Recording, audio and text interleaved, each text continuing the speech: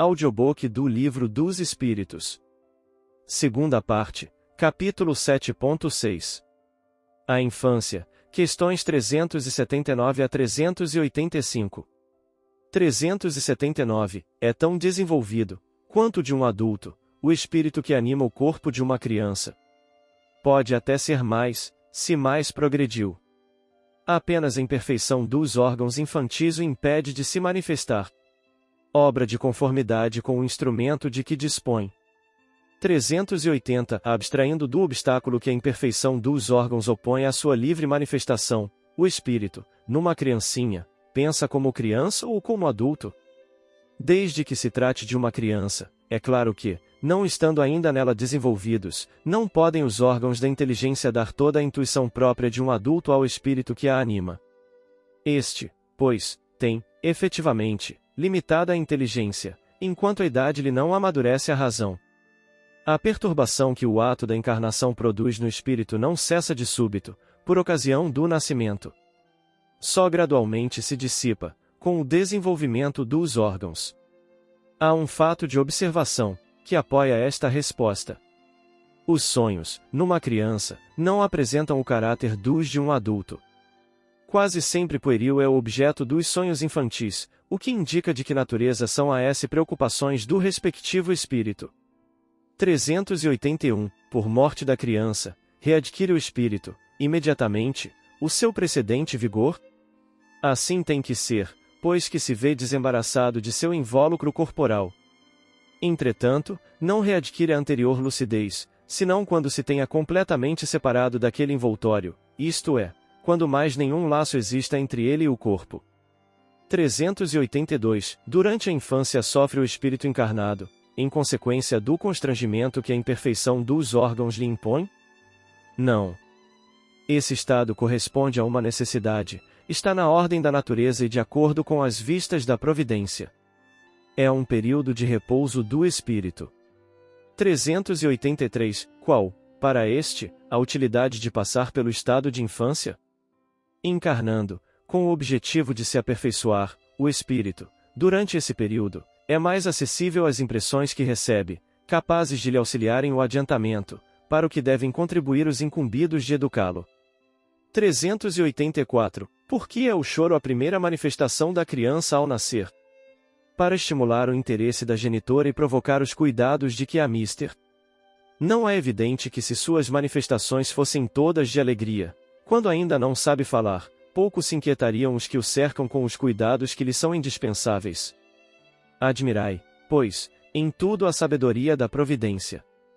385. Que é o que motiva a mudança que se opera no caráter do indivíduo em certa idade, especialmente ao sair da adolescência? É que o espírito se modifica. É que o espírito retoma a natureza que lhe é própria e se mostra qual era. Não conheceis o que a inocência das crianças oculta. Não sabeis o que elas são, nem o que o foram, nem o que serão.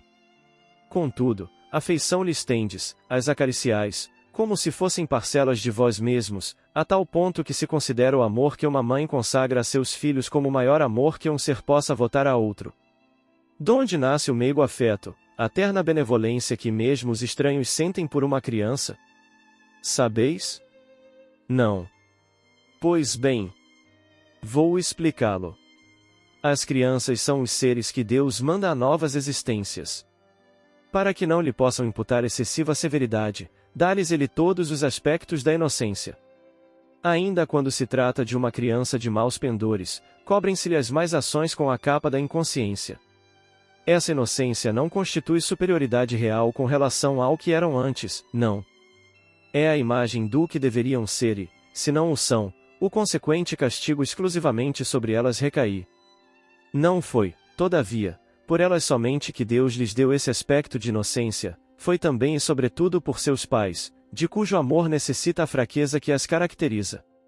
Ora, esse amor se enfraqueceria grandemente à vista de um caráter áspero e intratável, ao passo que, julgando seus filhos bons e dóceis, os pais lhes dedicam toda a afeição e os cercam dos mais minuciosos cuidados. Desde que, porém, os filhos não mais precisam da proteção e assistência que lhes foram dispensadas durante 15 ou 20 anos, surge-lhes o caráter real e individual em toda a nudez. Conservam-se bons, se eram fundamentalmente bons, mas, sempre irisados de matizes que a primeira infância manteve ocultos.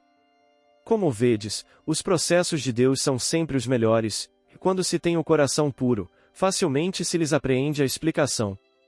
Com efeito, ponderai que nos vossos lares possivelmente nascem crianças cujos espíritos vêm de mundos onde contraíram hábitos diferentes dos vossos e dizei-me como poderiam estar no vosso meio esses seres, trazendo paixões diversas das que nutris, inclinações, gostos, inteiramente opostos aos vossos, como poderiam enfileirar-se entre vós, senão como Deus o determinou, isto é, passando pelo tames da infância?